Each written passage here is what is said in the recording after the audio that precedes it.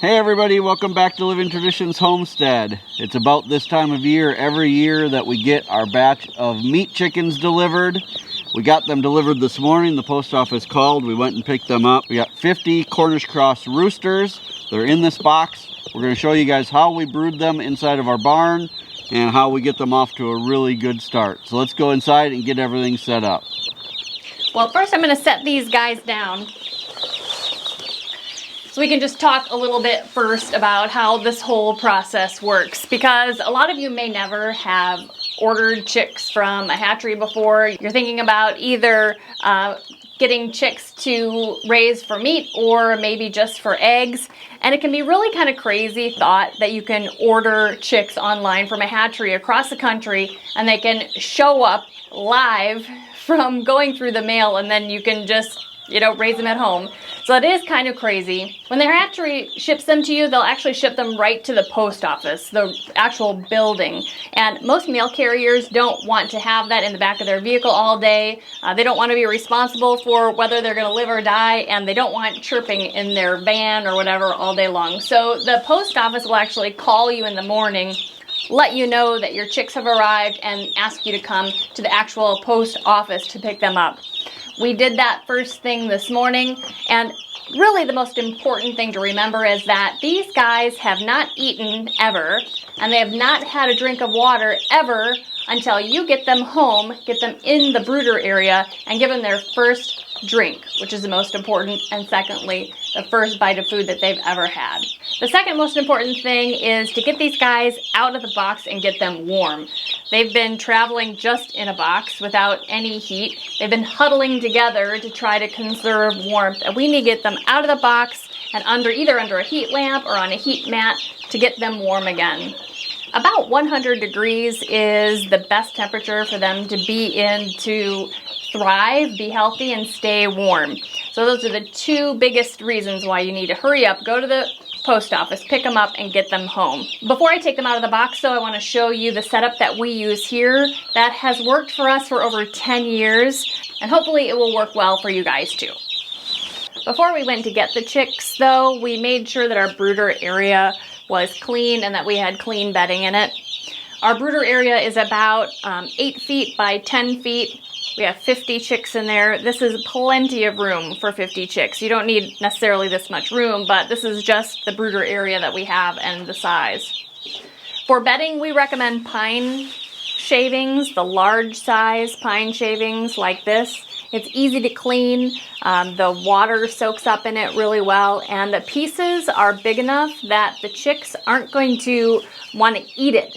The tiny little pine bedding, sometimes they can eat it and then that will cause them trouble with their digestion.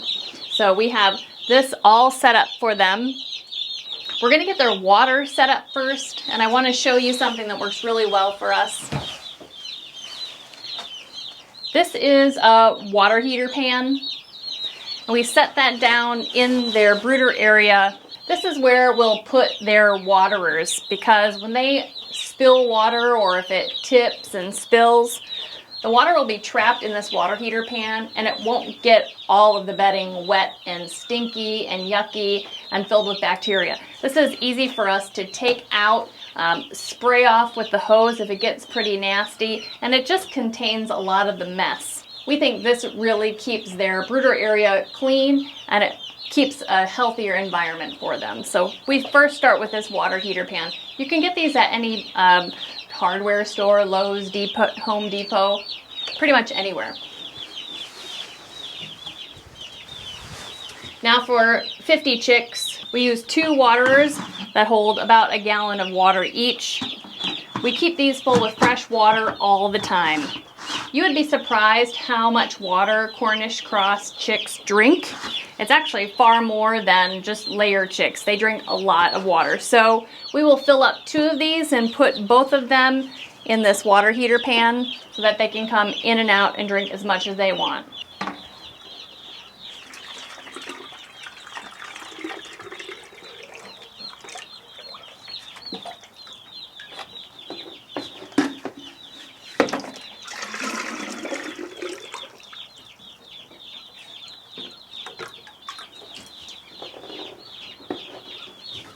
Now before I put the bottoms on those waters, I'm going to add about 1 tablespoon of raw apple cider vinegar to each gallon. Apple cider vinegar is very good for their immune system, has a lot of vitamins, minerals, trace minerals. Overall, it's really good for them. We have seen a difference in how well they do, whether or not we use the apple cider vinegar. So we use them for all of the baby chicks, ducklings, turkey poults when we bring them onto our homestead.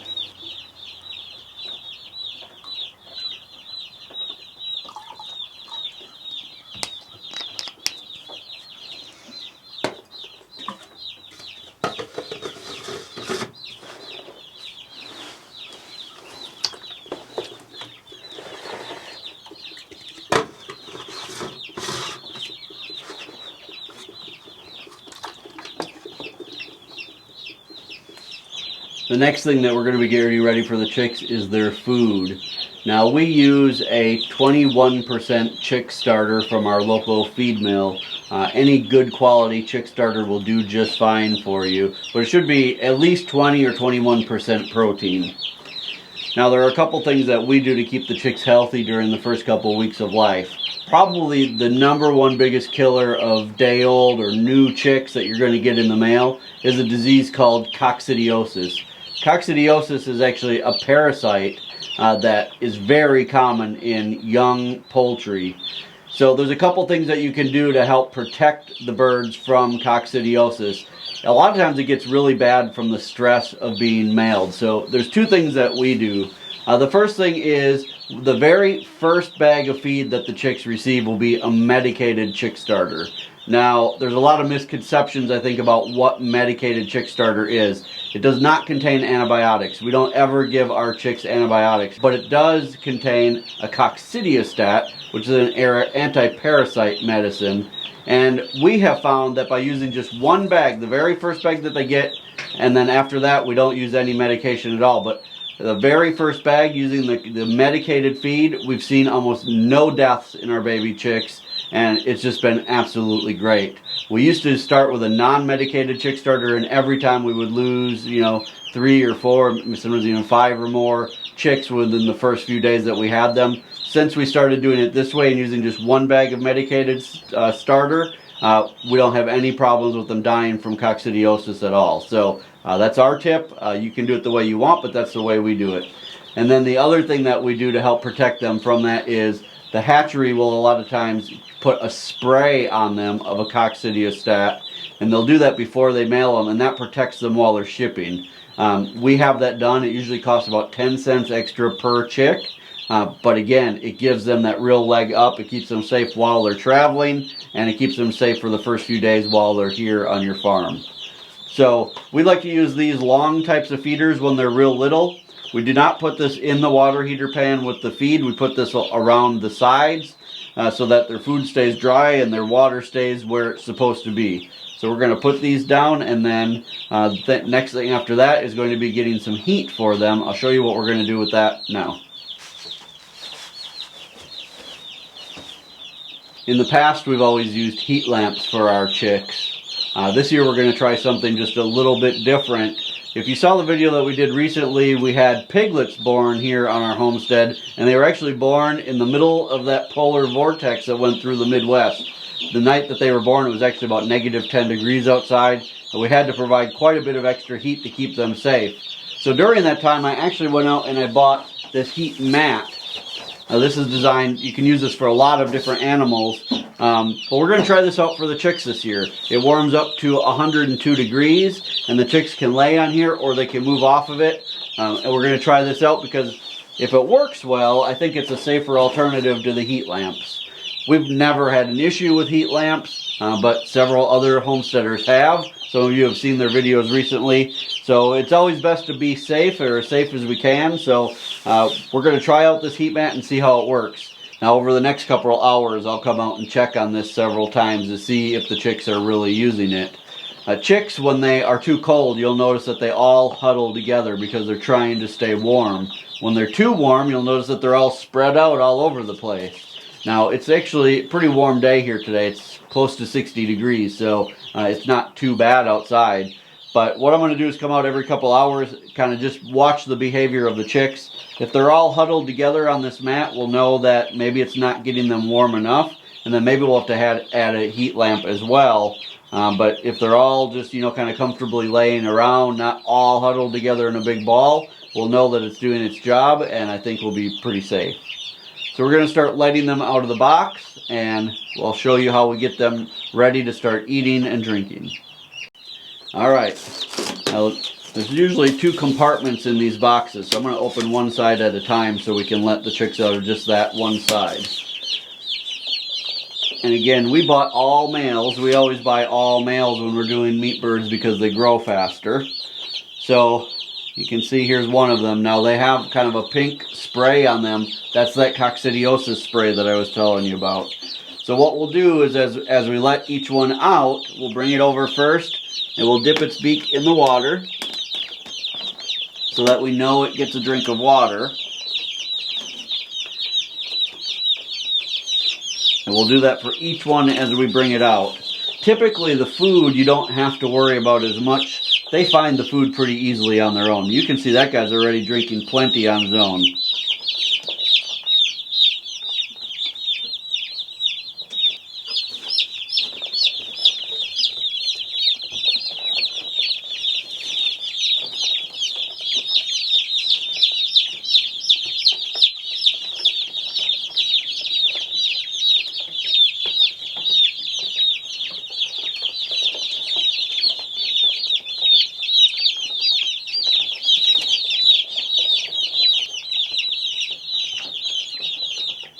So we're just going to do the same thing for all of the chicks. We'll also count them while we're letting them out because a lot of times the hatcheries will add 1 or 2 extra chicks in anticipation that 1 or 2 of them may not make it during the shipping process. I've peeked inside of here already and I don't see any that look like they've died during shipping, which is great. So we may actually end up with 1 or 2 extra chicks. We'll just have to count them and find out.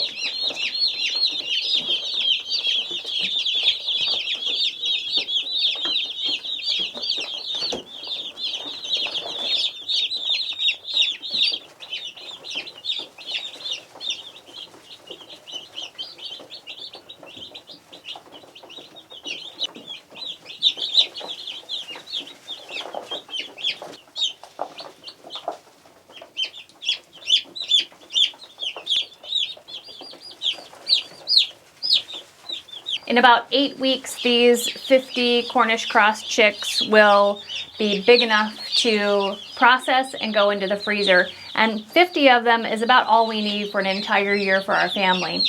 That will give us 1 chicken per week to eat, and that has worked out well for our family of 4 for many, many years. Now, a couple years ago, we did an experiment to see if maybe the Cornish cross chickens weren't the best type of chicken for us and for our family.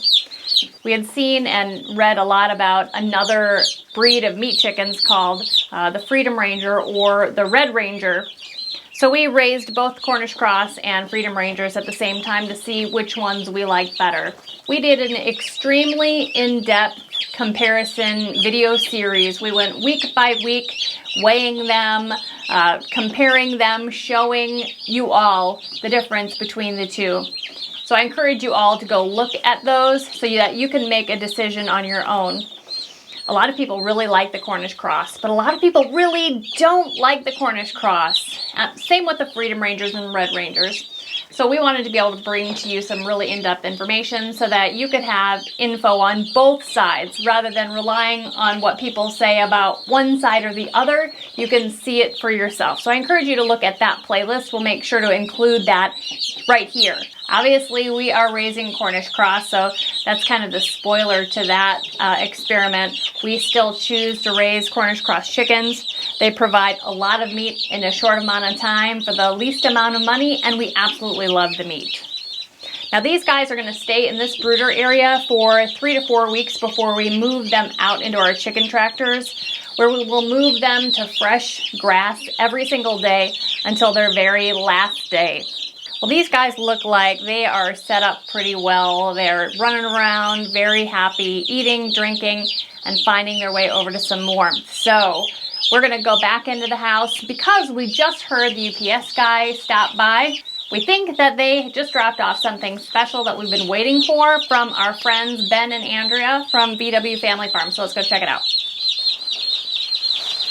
Well, it does look like the box we were expecting from Ben and Andrea. Now, Ben and Andrea have a farm in northern Arkansas.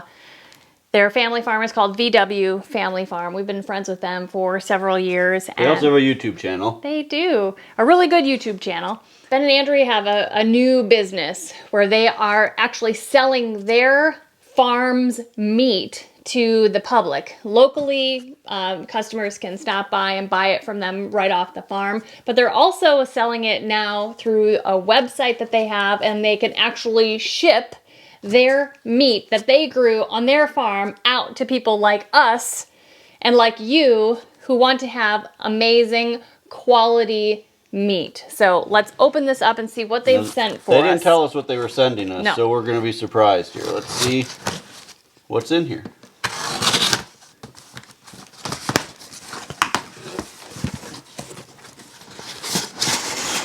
All right, cooler.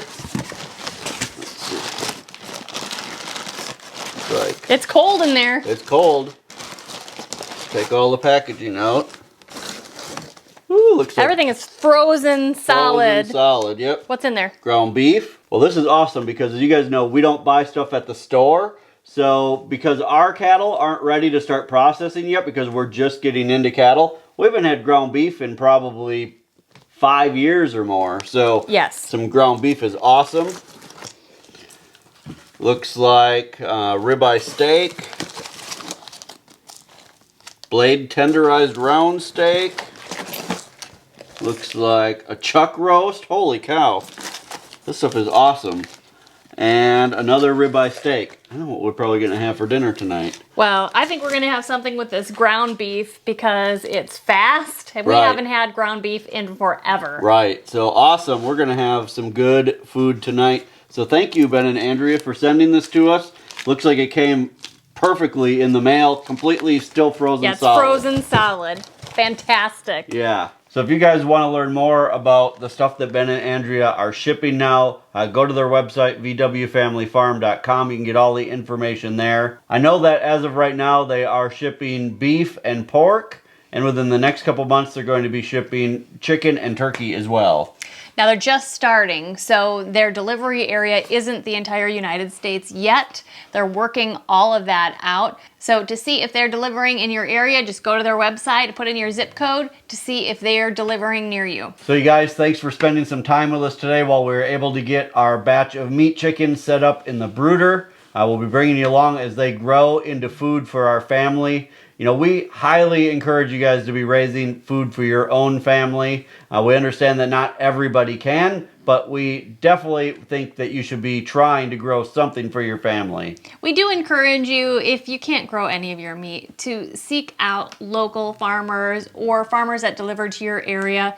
You're going to get such a superior quality of meat. You'll rest assured that they were raised well. Ben and Andrea are doing a great job. All their beef is completely grass-fed. Their pork, their turkeys, their chicken, non-GMO feed across the board. You guys can very much trust them.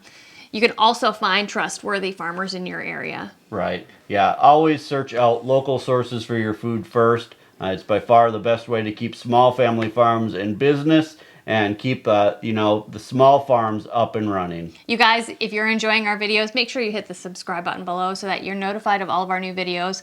And again, the best way that you can help us here on the homestead is just to share our videos on all your social media. Until next time, thank you so much for stopping by our homestead. Take care and God bless. God bless.